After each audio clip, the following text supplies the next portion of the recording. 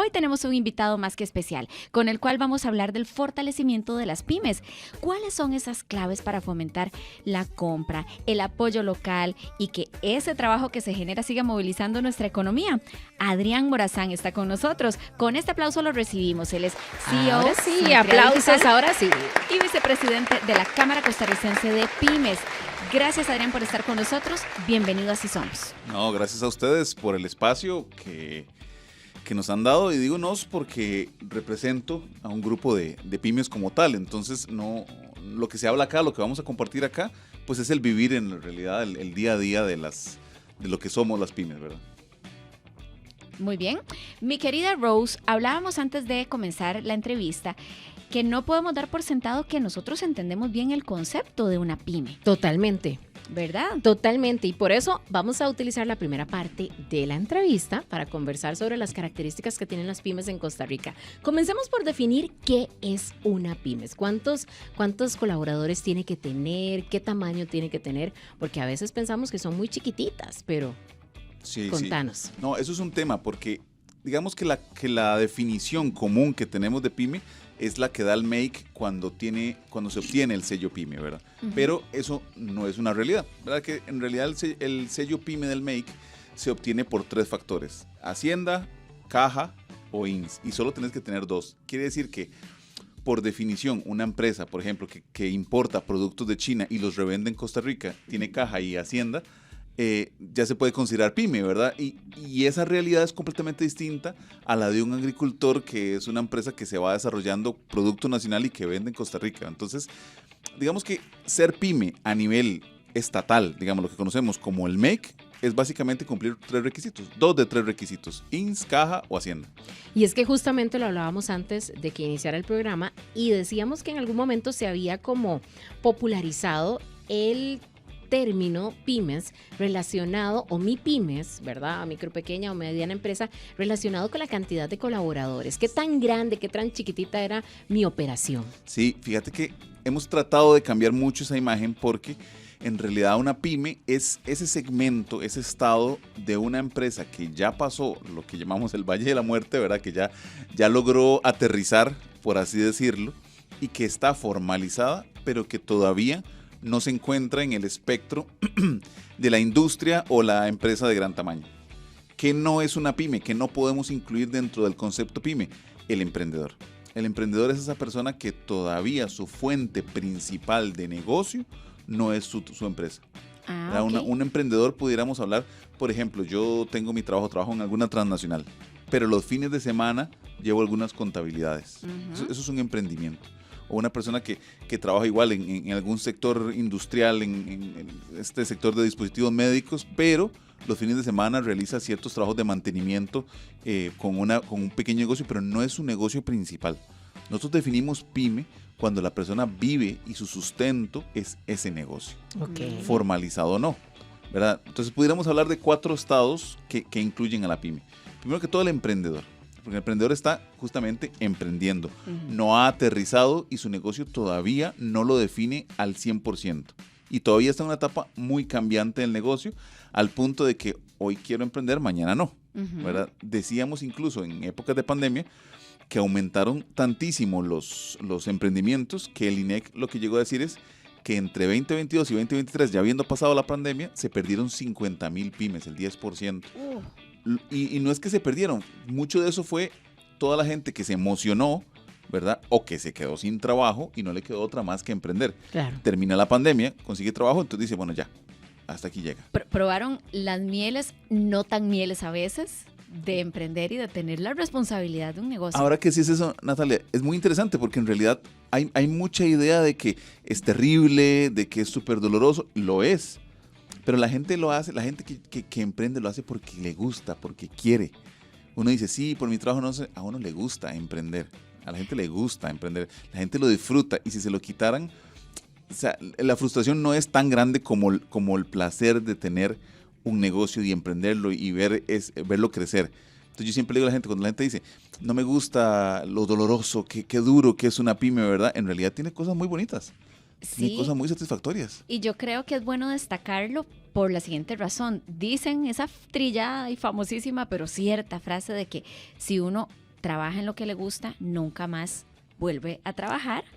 Creo que es lo mismo, ¿verdad? Tener un negocio propio debe de ser incluso más agotador o puede generarle a uno más horas de trabajo y menos descanso que cuando uno es un trabajador dependiente de.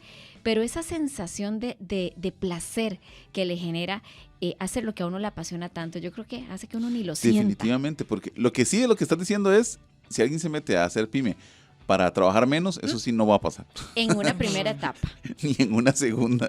No, pero vea, yo estudié un poquito de economía. Yo me acuerdo en las épocas mías de la UCR estudiando administración de empresas, nunca se me olvida de mi profesor de economía del momento. Decía, cuando usted comienza en un negocio, claro, estamos hablando de que puede ser una vida, una generación en esto.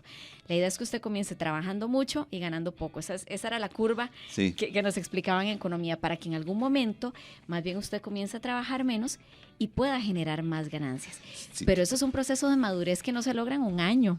No, ni en totalmente. 2 ni en 3 quizás. Por eso volví a los 4 estados que decimos que son pyme. Primero que todo, emprendedor.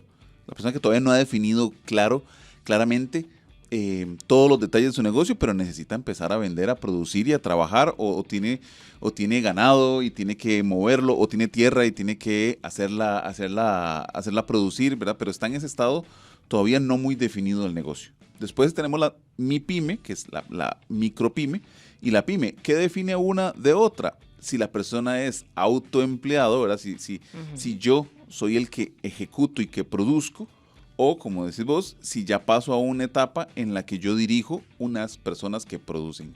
¿Cuándo dejo la condición de pyme? Cuando yo no participo de la operación. Cuando yo soy accionista de la empresa y ya no, digamos que no participo del día a día. La empresa está sin mí, ¿verdad? Entonces, en el primer punto, digamos que yo estoy emprendiendo, soy microempresa cuando depende de mí la función, digamos, no sé, me dice, yo soy veterinario y yo soy el veterinario, o sea, yo vendo el servicio, yo hago la contabilidad, yo atiendo los productos, yo cobro, pero yo hago el negocio. Yo hago las reservas, todo. Todo, totalmente. Y si hay que ir a ver un perrito, yo voy a ver al perrito. En el tercer estado yo dirijo en la clínica veterinaria, pero no soy el veterinario o la veterinaria que ejecuta las tareas. Hay otros veterinarios. Esta pregunta es una pregunta así como un poco para reflexionar e incómoda a veces para algunos. ¿El tener una pyme es para todos? Yo creo, lo que sí te puedo decir es que este es el momento de la historia, por muchas razones, más fácil para emprender. Y no le quiero decir que emprender sea fácil. Lo que quiero decir es que ahora versus los 90s, los 70s, es más sencillo ahora emprender porque espacios como este, empezando por ahí, la cantidad de podcasts de educación que hay, la facilidad de escuchar a CEOs de empresas grandísimas. Y aquí han habido una pasarela de personas que uno escucha y uno dice que en otras circunstancias no hubiera sido tan sencillo. ¿Emprender es para todos? Yo diría que no. Yo diría que no, porque incluso hay toda una población ahora, sobre todo la generación Z, que no quiere asumir ese compromiso. Que dice, ¿yo para qué voy a molestarme, por no decir otra palabra, verdad? Claro. Cuando puedo en realidad colocarme en una empresa y ya. O sea, es muy, muy propio de la generación Z. Ahora no asumir ese como algo positivo. ¿Para qué voy a tener carro? Uso Uber. ¿Para qué voy a tener casa? Alquilo. ¿Para qué voy a tener un trabajo? O sea, de esa generación de no al compromiso, ¿para qué se van a maltratar teniendo una empresa? A pegar. ¿Verdad? Porque llega el 15, hay que pagarle primero a los colaboradores y dejarse uno de último. Entonces, ¿para qué va a entrar? Entonces, creo que ser pyme no es para quien no quiera asumir el riesgo, porque tener una pyme es un riesgo, es un riesgo constante. Vea la pandemia, quienes más sufrieron, obviamente, fueron las pymes, porque no tenían colchón, no tienen tantos ahorros, no tienen posibilidades de entrar. Una vez escuché una entrevista que le hicieron a Donald Trump, que dice que él empezó con un pequeño préstamo que le hizo el papá de $1 millón. ¿Verdad? Hizo una cosita. Un pequeño préstamo de $1 millón. Hablando del privilegio. Sí, ¿verdad? Así como digamos, un pequeño préstamo a los otros, y uno dice, un pequeño préstamo de $1 millón, ¿verdad? O sea, sí, es muy relativo. Claro que podemos entender que en la vida de él eso sí era pequeño. Posiblemente en la vida de él eso era un pequeño préstamo, pero eso es lo que me refiero. Las pymes sí sufrieron mucho en la pandemia.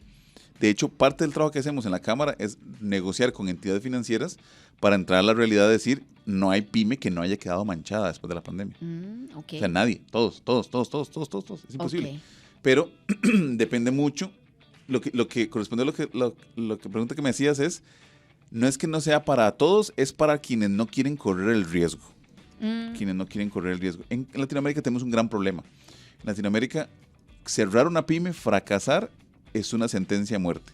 En Estados Unidos, una persona que fracasó, que cerró una empresa, es de alto valor. Es como esta idea de decir, esta persona cerró, pero se levantó, y cerró otra vez, pero se levantó, que resiliente, que constante, que útil esas virtudes. Aquí usted dice, yo tenía un negocio y lo cerré, y es como que tonto, que chapa, fracasado. Pesa mucho ese tema. Entonces, si la persona no quiere vivir el riesgo de lo que implica, entonces para esas personas no es un negocio, porque tanto en la ciudad como en el campo, el clima afecta montones, los aranceles afectan montones, cualquier cosa afecta una producción, digamos, también pasa en la ciudad, en cualquier cosa. Entonces, si no quiere correr el riesgo, es mejor no entrar. De hecho, eso que vos decís es muy cierto, porque cuando uno lee biografías o entrevistas con grandes empresarios que, como decimos los ticos, la han pegado, ¿verdad?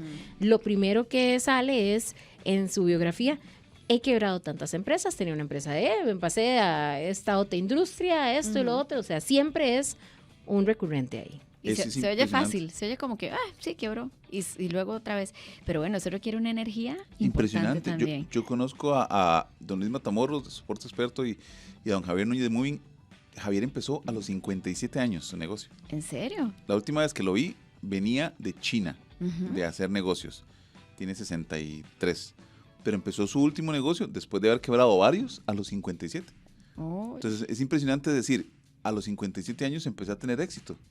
Cuando uno dice, no, yo quiero los 45, 50, jamás lo intento de nuevo.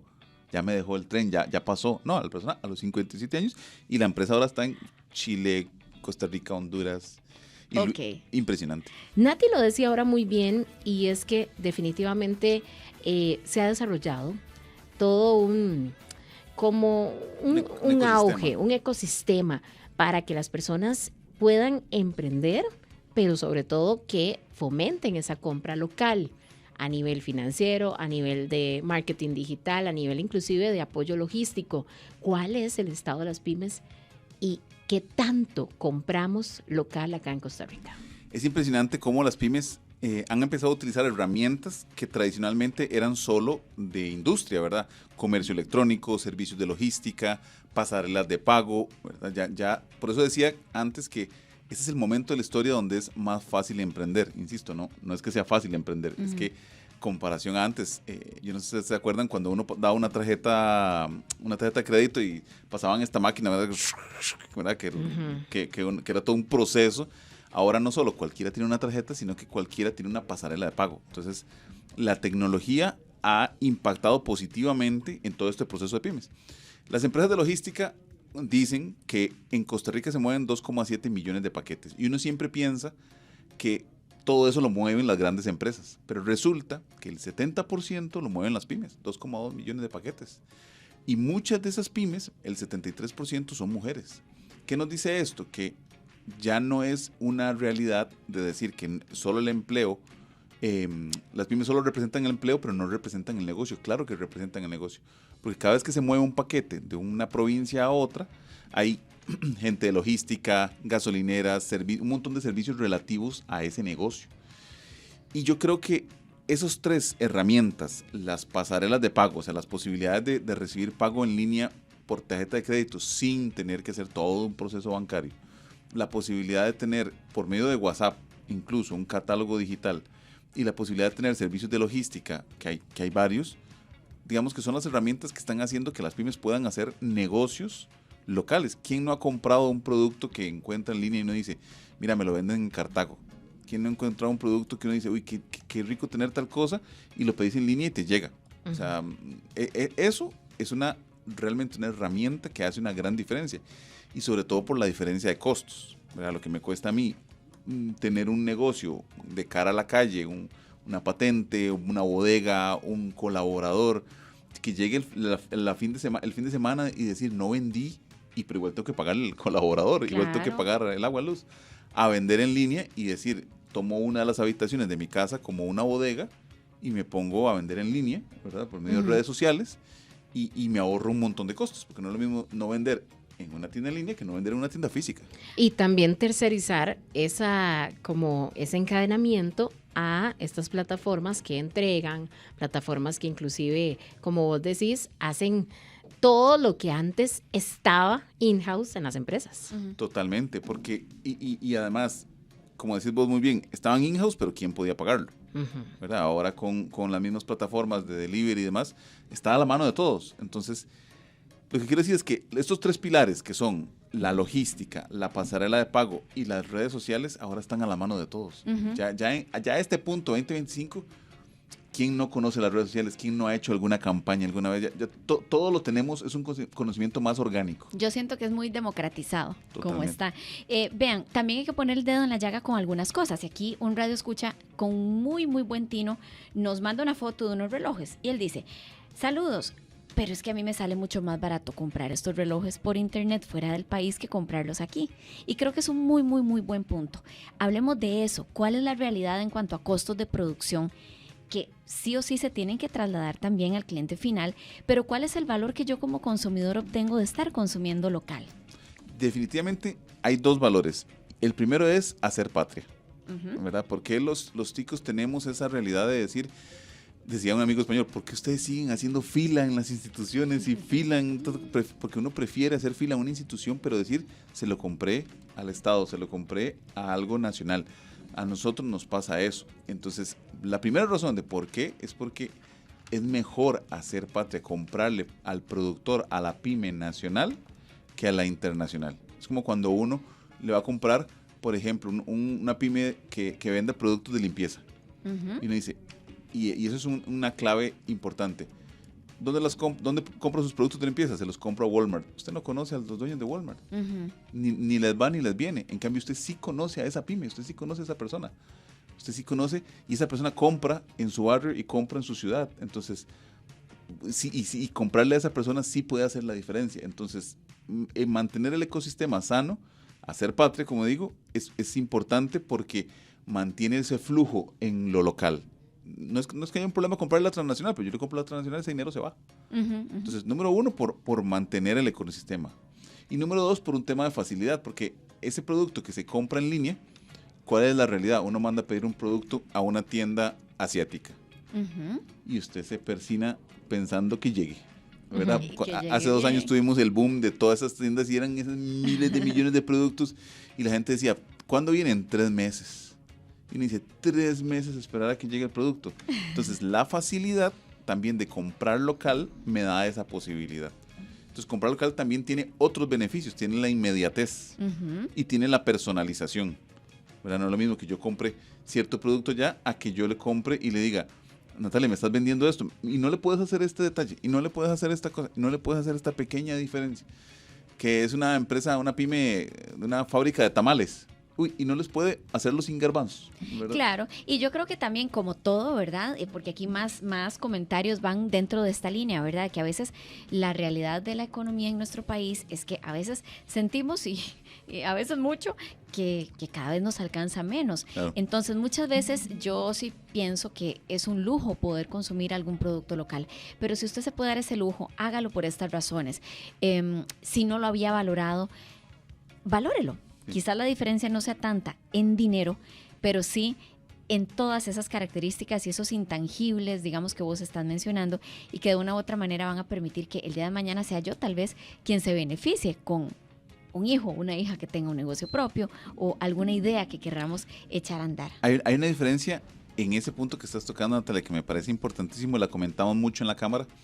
No es lo mismo comprar café de Costa Rica a una cafetería internacional, a una franquicia internacional que no voy a mencionar, que comprarle café de Costa Rica a una cafetería pyme. Ay, sí. ¿Me explico? Además es una experiencia más bonita. A mí me encanta. Lo que te quiero decir es que a veces uno dice, es que comprar artesanal, ¿verdad? Es comprar en ciertas cafeterías transnacionales.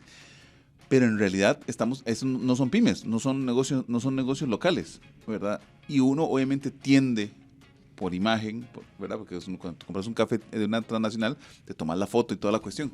Y de pronto, cafetería abeja naranja, no sé. Ajá. No tienen una taza que vos digas, mira, me encantaría tomar.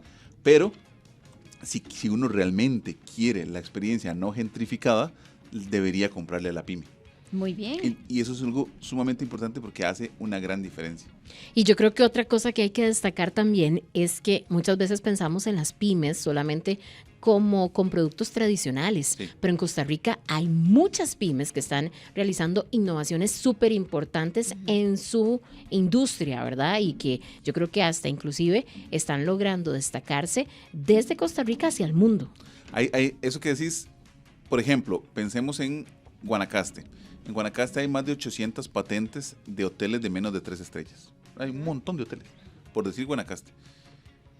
Esos hoteles casi nunca tienen sistemas de reserva en línea. Ahora, el francés, el holandés que viene, mentiras que llega a Costa Rica y dice, a ver, ¿a dónde me quedo? Desde que sale de su país ya tiene clarísimo dónde se va a quedar y qué va a hacer y qué va a consumir. Entonces, si las pymes no se digitalizan, no van a poder captar nunca a esta familia francesa que desde que está allá dice, se mete a Google y dice, a ver, hoteles para familia. Y claro, solo le van a salir las empresas grandes. Como no están digitalizadas las otras, no las va a encontrar, no las va a consumir. Y tiene que ser que de referencia tal vez. Y ahí es donde importa tanto la digitalización en las pymes. Porque si yo no me digitalizo, no voy a alcanzar estos productos. No voy a alcanzar estas dinámicas. ¿Qué negocios, qué categorías de negocios tenemos en nuestro país gracias a las pymes? Las pymes en Costa Rica se dividen en 3 grandes grupos. Servicios en el Valle Central, lo vemos, ¿verdad? Hay muchas empresas que se dedican al sector servicios. ¿Cómo cuáles? No nombres de empresas, no, sino sí, cuáles servicios. sobre todo los servicios que aportan a la base, contabilidad, legales, mercadeo, recursos humanos. Y esas pymes tienen la característica que muchos de ellos son profesionales que están en una empresa y se montan en base a la experiencia, se montan su despacho, se montan trabajó como abogado muchos años en un bufete y dijo, bueno, ya, me voy a montar mi despacho. Trabajé como contador en una transnacional, digo, bueno, ya, me voy a montar mi bufete, mi despacho contable. O en una agencia de marketing o de recursos humanos. En el Valle Central encontramos muchísimas empresas de servicio porque tenemos la gran posibilidad de que se le vende a la empresa grande, a la empresa transnacional. Y obviamente está el sector turismo y el agro, ¿verdad? Fuera del GAM, los 2 sectores más fuertes, el turismo y el agro. Lo que pasa es que el agro tiene un gran ecosistema desde que se produce y a veces desde antes, porque a veces la pyme es alquilar el terreno, ¿verdad? O sea, nada más alquilar el terreno, ni siquiera producir, ¿verdad? Pues hay todo un ecosistema de personas en los alimentos que le llegan a uno. Y el sector turismo encontramos pymes desde una familia que tiene 2 botes, 2 o 3 botes, y hace el tour de bote y ya, ¿verdad? Y lo atienden en la familia. Entonces, hasta empresas consolidadas, comunidades enteras que se unen para ganar una licitación, por ejemplo, la administración de un parque nacional, y que es una comunidad la que lo administra, ¿verdad? Entonces es interesante porque esos son las 3 grandes áreas. Y el gran problema es la distancia que tiene cada uno de otras, lo separado que están. Ok. Bueno, ven qué interesante. Y si nosotros nos ponemos a analizar, ¿verdad? Que nosotros a veces queremos desarrollar una idea de negocio, es bonito también entender en cuál categoría querríamos nosotros desarrollarnos. Y tal vez esa es una de las inquietudes con las que, ya para ir cerrando, podríamos nosotros trasladártela a vos, que conoces tanto del tema. Yo, Adrián, si tengo una idea, o si ya tengo un emprendimiento que lleva sus añitos, pongamos 4 años, después de la pandemia, que mucha gente arrancó, pero estoy como que ahí estancadillo en un círculo de que yo digo, bueno, ya esto es lo que hago, ya produzco, ya más o menos sé que me puedo sostener. ¿Cuándo es el momento de dar el paso siguiente a la formalización de ese negocio? Y por qué no ver si voy cumpliendo requisitos para calificar como pyme y hacer crecer aún más esa idea que tuve algún día? De lo que estás diciendo hay 2 puntos. El primero es la idea. Las ideas, decimos nosotros que están sobrevaloradas. Lo más importante es hacer, no tanto la idea. Yo le digo a toda la gente que tiene una idea que no le dé mucha bola. O sea, que no le dé, o sea, que arranque cuanto antes. Porque una de las frases que más se usa en Silicon Valley es hecho es mejor que perfecto. ¿Verdad? O lo perfecto es enemigo de lo bueno. Cuando yo empecé Simetría se llamaba Panda Studio. Me gustaban los pandas, me gusta el concepto, me voy a poner Panda. Como al año y medio, cuando ya vendía y ya tenía toda la operación, dije, bueno, ahora sí le vamos a dedicar al branding. Y le dediqué y empecé a trabajar. Pero en el momento no hay mucho tiempo para branding, no hay mucho tiempo para conceptualizar, hay que ponerse a trabajar. Entonces, lo primero, cuando estás en la etapa de la idea, lo mejor es, entre más rápido empiece, entre más rápido se equivoque y entre más rápido se levante, mejor. Ok. Y eso es lo número uno. Y el punto número dos, cuando decís que es una pyme que lleva 2, 3, 4 años, aquí hay un punto importante. No es lo mismo la persona que es habilidosa lanzando negocios que la persona que es administrando negocios. Sí, manteniéndolos. El gran error de las pymes de Costa Rica es, yo soy arquitecto y mi amigo arquitecto de la universidad, y nos montamos una empresa de arquitectura. 2 arquitectos, ¿y quién vende?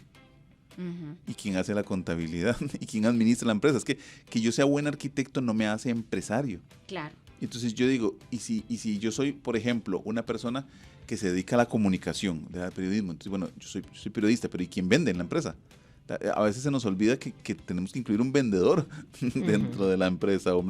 La empresa de carros, imagínense, la empresa produce vehículos, pero una cosa es quien los vende y quien produce los vehículos, ni se conocen. Los que producen los vehículos están en México, en Alemania y en Japón, y los que los venden están en todo lado. Claro. Bueno, yo no sé, Rose, como conclusión, ¿qué de todo lo que hemos hablado podemos destacar? Pero creo que desde hoy que escuchamos este programa, y gracias a Adrián por habernos acompañado, ya nuestra mentalidad va a estar con el ¿te acuerdas aquello que habíamos visto? El sistema reticular ascendente, que una vez que lo vimos con un neurólogo que invitamos o neuróloga, ya va a estar activado. Ya vamos a ir a comprar y decir, ¿será una pyme?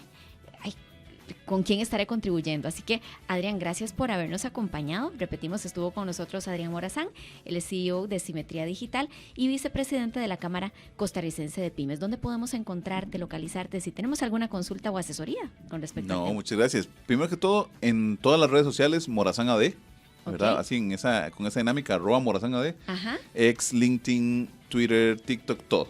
Ahí me cuentan en todas las redes. También simetriadigital.com en nuestra página, y a la Cámara Pymes como Cámara Costarricense de Pymes. Ahí sí, ya seamos por medio de Simetría para ayudarles a digitalizar su negocio, vender en línea, o por medio de la Cámara, estamos más que dispuestos a apoyar a todas las pymes a dar sus pasos. Excelente, muchísimas gracias. Si quieres más contenidos como este, suscríbete a nuestro canal de YouTube.